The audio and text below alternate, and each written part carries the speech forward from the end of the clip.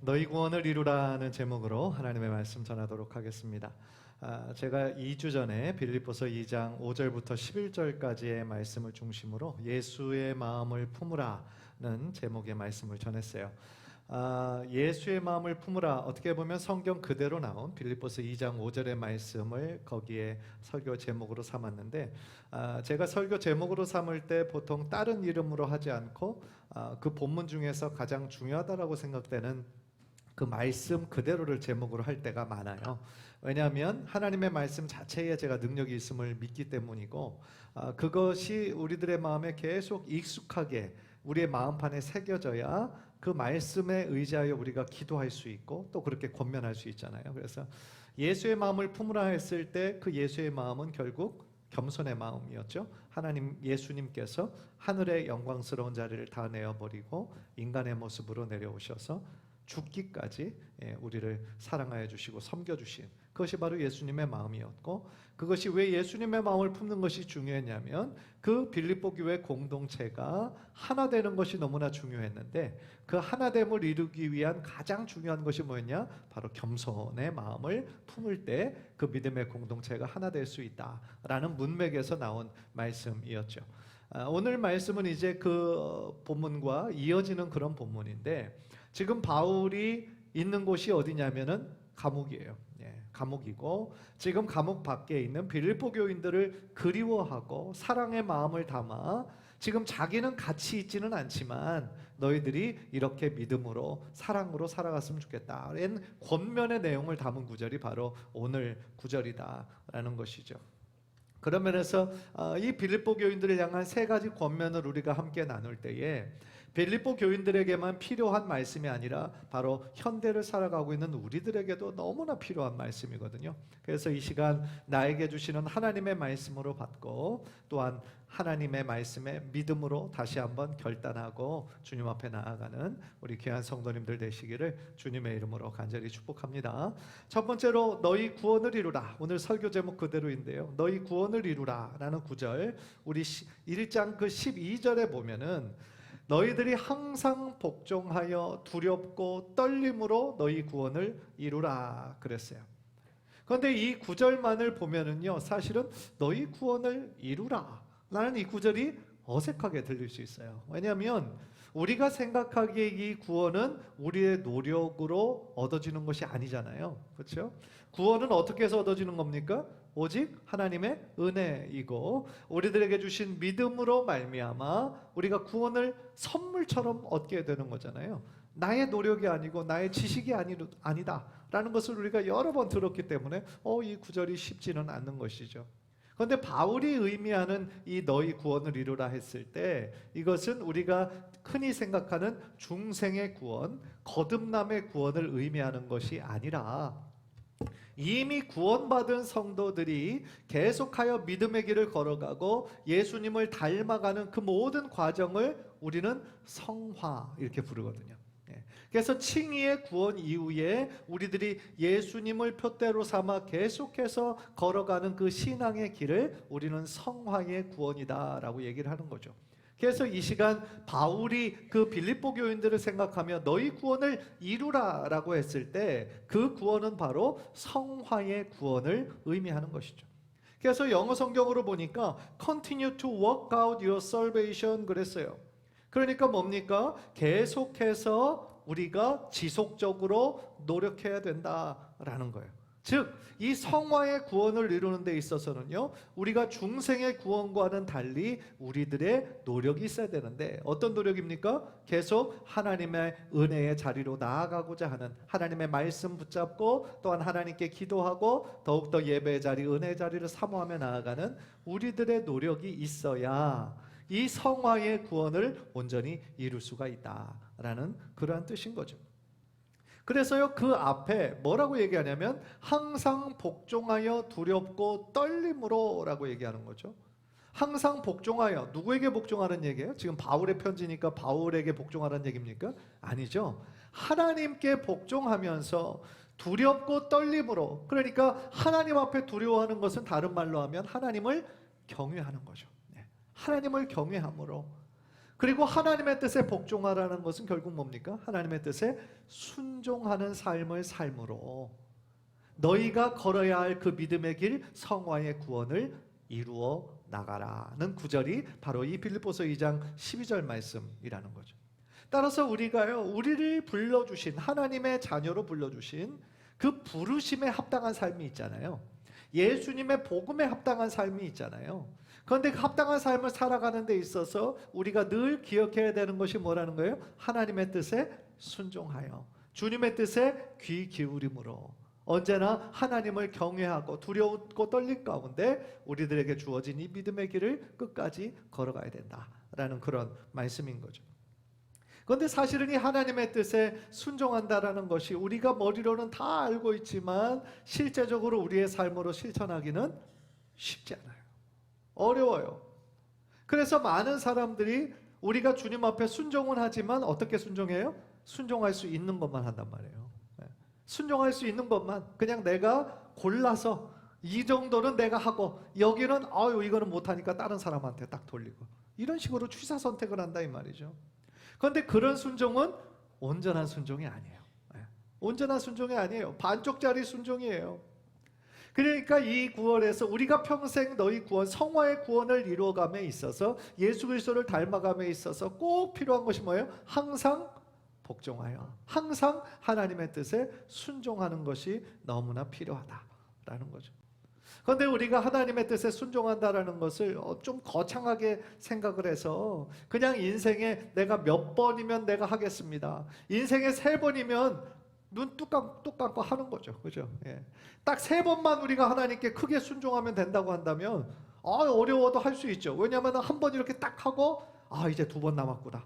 2번만 더 하면 되겠다. 한 번 이제 더 딱 하고 이제 한 번만 더 하면 되겠구나.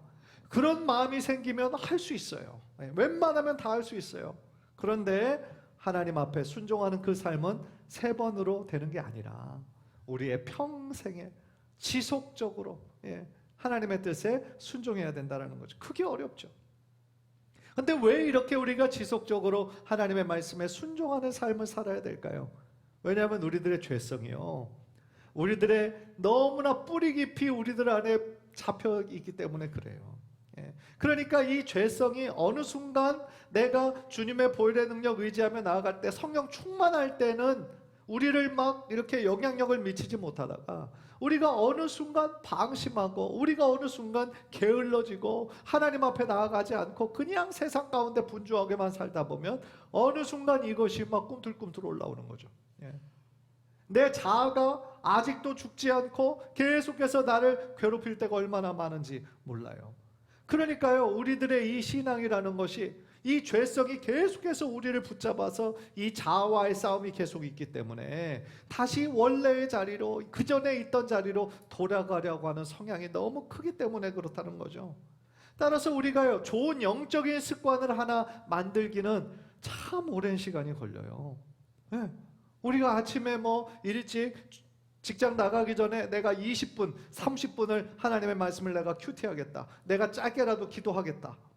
정말 보통 결심으로 안 되잖아요. 그런데 그거를 정말 한 3년에 걸쳐서 우리가 좋은 습관을 형성해 놨는데 어느 순간 휴가를 갔다 오거나 어떤 여행을 갔다 오거나 그러면 어느 순간 무너진다는 거예요. 그러니까 이 영적인 훈련을 하나 딱 해놓기는 참 오래 걸리지만 이것이 무너지는 것은 한순간이다. 왜 그럴까요? 우리들의 연약함도 있지만 우리 안에 계속해서 우리를 괴롭히는 이 죄성, 우리들의 자아가 있기 때문이다라는 거죠. 그래서 언제나 우리는 항상 주님 앞에 두렵고 떨리는 마음으로 지속적인 순종을 통하여 우리의 말과 우리들의 행동이, 우리들의 태도가 예수님처럼 변화하기 위하여 더욱더 노력하고 힘써야 된다라는 거예요. 사랑하는 성도 여러분, 하나님의 뜻에, 하나님의 말씀에 순종이 없으면요, 우리 삶의 변화는 어려워요. 변화의 열매가 나타나기가 어려워요. 따라서 우리가 이전의 생활이 나를 변화하기에 방해하거나 어떤 역행하는 것이 있다면 우리는 그것을 어떻게 돼요? 과감히 끊고 그 생활을 버리고 결단하는 우리들의 마음에 결단이 필요하다라는 거죠. 우리들에게 이미 익숙해져 버린 이 죄의 삶을 이것이 잘못된 것인 줄 알았다고 한다면 그것을 지속하는 것이 아니라 주님을 위하여 과감히 끊는 우리들의 노력과 의지가 필요하다 이 얘기인 거죠. 따라서 우리들의 삶은요, 우리가 지식적으로 많이 안다고 해서 우리가 변화되어지고 성숙되어지는 것이 아니에요. 내가 하나님의 말씀에 얼마나 내가 적극적으로 반응하고 그 말씀대로 살아가기 위해서 순종하느냐에 따라 우리들의 삶의 변화가 거기서부터 일어나게 된다라는 것이죠. 성경 공부만 많이 한다고 변화가 일어나지 않아요. 성경 공부만 많이 해서 지식이 많아지면 어떻게 합니까? 그때부터 판단하는 거죠. 그때부터 정죄하는 거죠. 다른 사람들 점수를 매기기 시작하는 거죠. 그러나 그것은 하나님이 기뻐하시는 모습이 아니다라는 거죠. 따라서 우리가 오늘 이 첫 번째 말씀을 통하여 우리들의 매일의 삶을 통하여 하나님 말씀하시는 그 뜻을 우리가 깨달을 뿐만 아니라 그 말씀대로 살아가려고 하는 지속적인 노력을 통하여서 하나님께서 기뻐하시는 더욱더 온전한 그런 모습으로 예수 그리스도의 모습으로 닮아가는 저와 여러분 되시기를 주님의 이름으로 간절히 축원합니다. 두 번째로 바울은요, 이 빌립보 교인들에게 뭐라고 얘기하냐면 너희 안에서 행하시는 너희 안에서 일하시는 분 바로 하나님이시다, 그렇게 얘기하고 있어요. 13절 우리 다시 한번 보실까요? 시작. 너희 안에서 행하시는 일은 하나님이시니 자기의 기쁘신 뜻을 위하여 너희에게 소원을 두고 행하게 하시나니.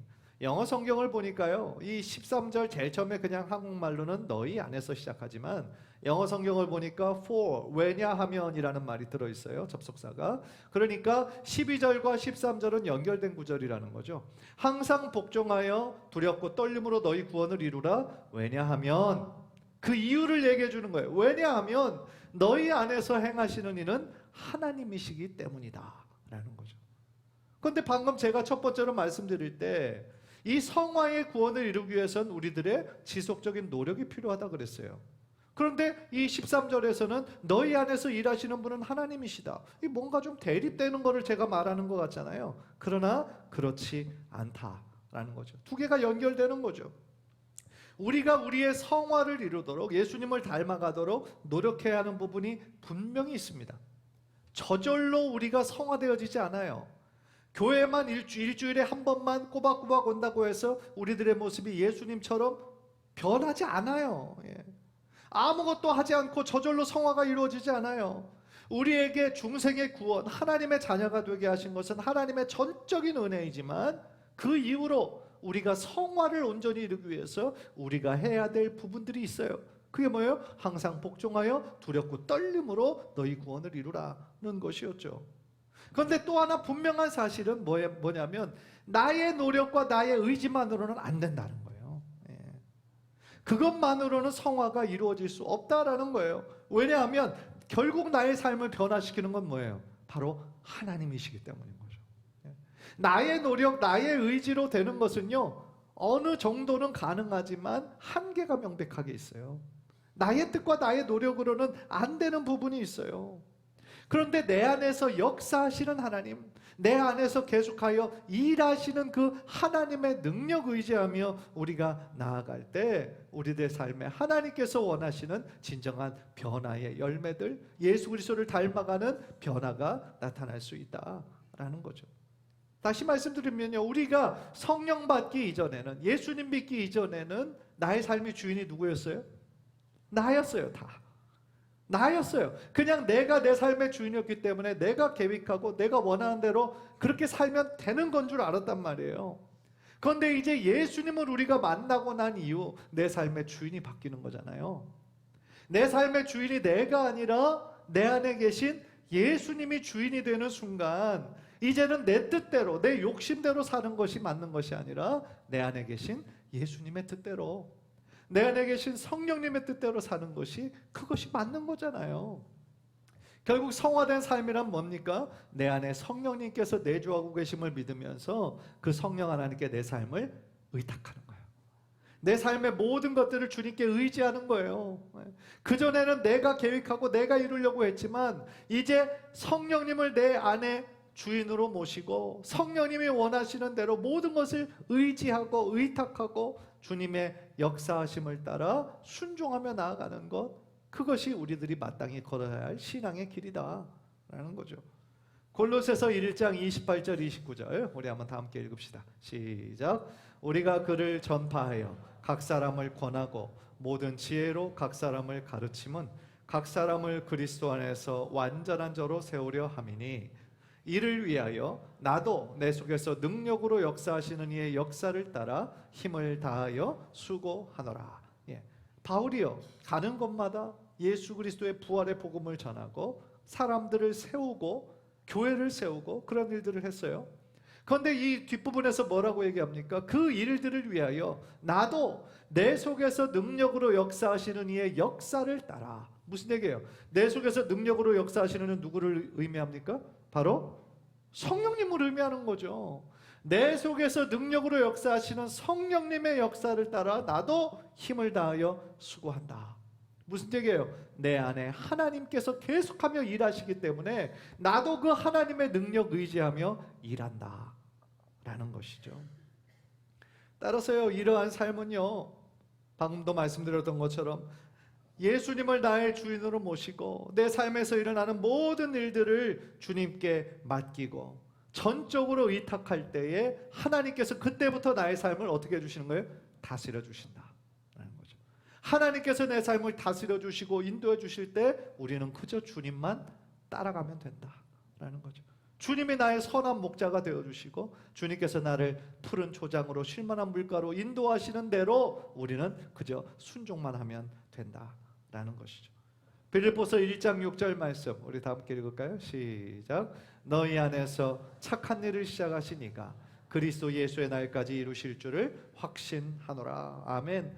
너희 안에서 착한 일을 이미 시작하셨어요. 여기서 얘기하는 착한 일은 우리의 구원을 의미하는 거예요. 우리를 이미 구원해 주신 이가 그리스도 예수의 날까지 하나님께서 이루어 주신다는 거예요. 그러니까 예수의 날은 예수님 다시 오실 때까지, 그리고 지금 현재도 하나님께서 우리를 위하여 기도하시고 우리를 위하여 함께 동행해 주신다라는 말씀이신 거죠. 한 절을 바라기는 내 안에서 언제나 역사하시는 그 성령님의 역사를 따라 나의 주인됨을 이제는 내어버리고 계획 없이 살라는 얘기가 아니라 내가 내 삶의 주인이 되고 그런 모든 것들을 이제는 내려놓고 내 삶에 주님께서 온전히 주인 되실 수 있도록 내 삶을 주님께 온전히 의탁하고 주님께 순종하는 복된 삶을 살아나가시기를 주님의 이름으로 간절히 축복합니다. 이제 마지막으로요, 이 바울은 무엇을 권면하고 있습니까? 예수의 생명의 빛을 나타내라. 한번 따라해 봅시다. 예수의 생명의 빛을 나타내라. 15절을 보세요. 15절. 이는 너희가 흠이 없고 순전하여 어그러지고 거스르는 세대 가운데서 하나님의 흠 없는 자녀로 세상에서 그들 가운데 빛들로 나타내며 그랬어요. 잘 보세요, 이 구절을. 이 성도들이 교회 안에서만 그저 은혜 가운데 머무는 것이 좋은 것이 최종적인 목적이 아니라는 거죠. 어그러지고 거스르는 세대 가운데서 하나님의 흠 없는 자녀로 살아가야 되는데, 그래서 세상에서 그들 가운데 빛들로 나타내는 삶을 살아가라는 거죠. 그러니까 무슨 얘기예요? 우리가 하나님의 자녀로서 하나님의 빛을 정말 드러내야 될 곳이 어디란 얘기예요?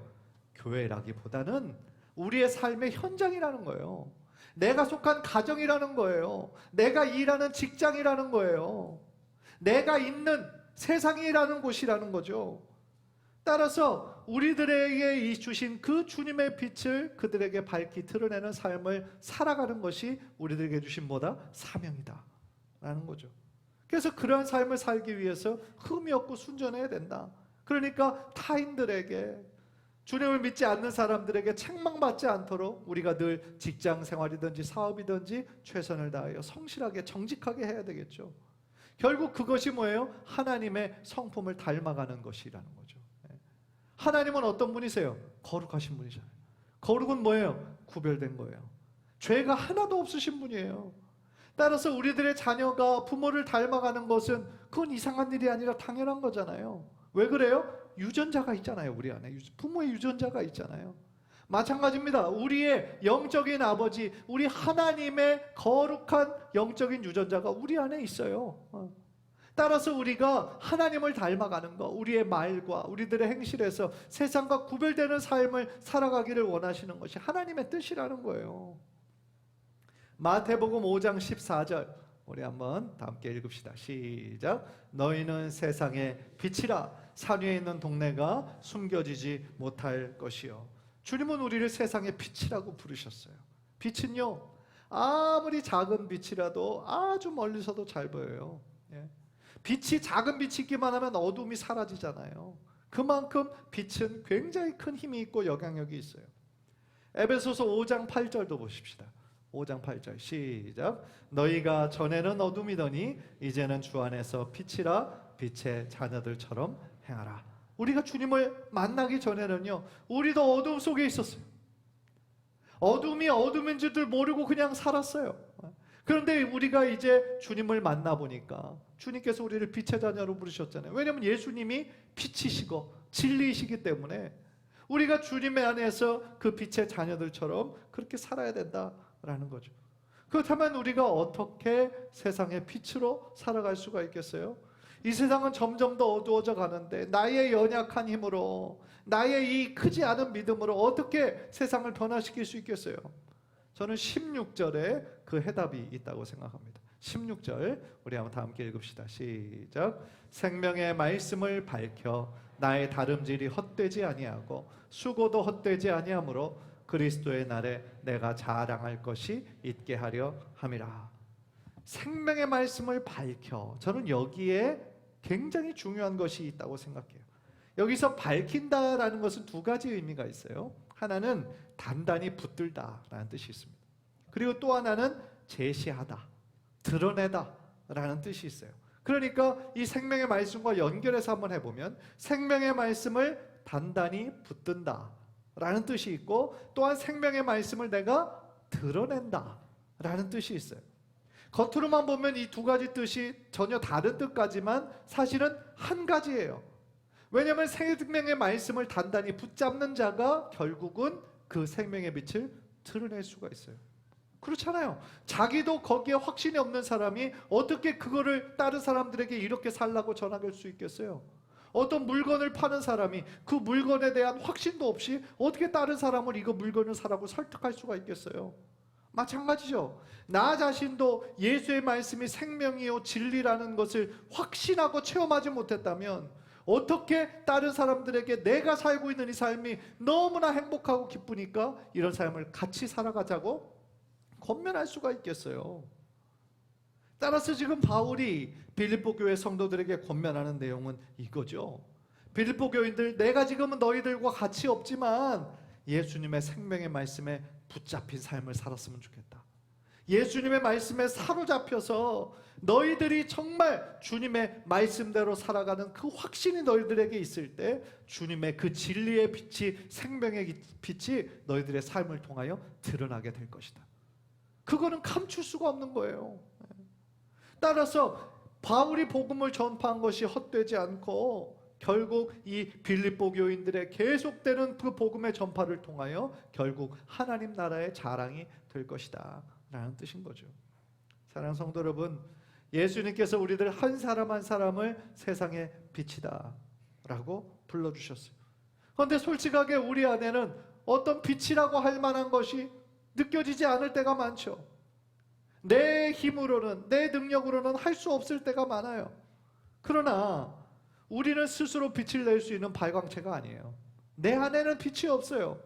그런데 내 안에 예수 그리스도가 살아계시잖아요. 예수 그리스도가 빛이시잖아요. 따라서 우리는 발광체는 아니지만 예수 그리스도의 반사체는 될 수 있다라는 거죠. 그래서 중요한 사명 중에 하나는 뭐예요? 내 안에 먼저 비추어 주신 그 예수 그리스도의 그 빛을 아직 주님의 사랑을 모르는 사람들에게 잘 반사해서 부지런히 비추어주는 사명을 우리는 감당해야 된다라는 것이죠. 그렇다면 우리가 이 세상에 하나님의 빛을 잘 반사하기 위해서, 비추기 위해서 어떻게 해야 될까요? 한 두 가지가 있어요. 여러분들 옛날에 뭐 유리라든지 거울이든지 아니면 뭐 시계에 비친 그걸로 막 눈이 부실 때가 있잖아요. 이게 태양빛에 이렇게 반사가 돼가지고 눈이 부시잖아요. 그러니까 그런 원리죠. 이것이 잘 반사시키려면 이 태양의 빛에 잘 방향을 맞춰야 돼요. 그 얘기는 뭡니까? 우리에게 빛을 비춰주시는 하나님께 우리가 집중해야 된다는 거죠. 하나님께 우리들의 삶의 방향을 맞춰야 된다는 거죠. 빛의 근원 대신 하나님께 맞춰야지 다른 세상적인 거에 엉뚱한 것에 맞추면 아무런 소용이 없어요. 빛을 비출 수가 없다라는 거죠. 따라서 우리의 시선이 늘 하나님께 향한다라는 것은 늘 하나님의 말씀을 붙잡고 또한 하나님께 기도함으로 하나님과의 친밀한 교제를 멈춰서는 안 된다라는 거죠. 그것이 첫 번째고, 두 번째는요, 잘 주님의 빛을 반사하기 위해서는 어떻게 합니까? 반사경 자체가 훼손되거나 더러워져서는 안 돼요. 안경 쓰시는 분들 잘 아시잖아요. 이게 앞에가 뿌옇고 막 지문이라고 먼지가 가득 차면 잘 보이지가 않아요. 그렇죠? 마찬가지입니다. 하나님의 빛을 잘 반사하기 위해서 이 반사체인 우리들의 몸과 우리들의 마음을 우리들이 정결하도록 잘 지켜야 된다라는 것이죠. 따라서요, 아무리 방향은 지금 잘 맞춰져 있지만 내 자신이 준비되지 못해서, 내 자신이 정결하지 못해서 빛을 제대로 반사할 수 없다면 그것도 할 수 없는 일이라는 거죠. 따라서 그 말은 뭡니까? 우리의 영적인 상태를 잘 점검해야 된다, 그 말이죠. 늘 영적으로 깨어있도록 우리가 노력해야 된다는 얘기죠. 왜냐하면 우리의 마음이 상태가 깨끗하면 깨끗할수록 우리는 하나님을 더 잘 바라볼 수가 있기 때문이다 라는 것이죠. 마태복음 5장 8절 우리 한번 다 함께 읽읍시다. 시작. 마음이 청결한 자는 복이 있나니 그들이 하나님을 볼 것이며. 아멘. 마음이 청결하고 마음이 우리가 청결할 때 우리가 하나님을 더 선명하게 뵐 수가 있다라는 뜻인 거죠. 사랑하는 성도 여러분, 우리가 살아가는 이 세상이 점점 더 어그러지고 어두워지는 그런 시대 가운데 우리가 살아가고 있죠. 그러나 시대가 어두우면 어두울수록 한 줄기 빛이 더 필요한 때를 우리가 살아가고 있다.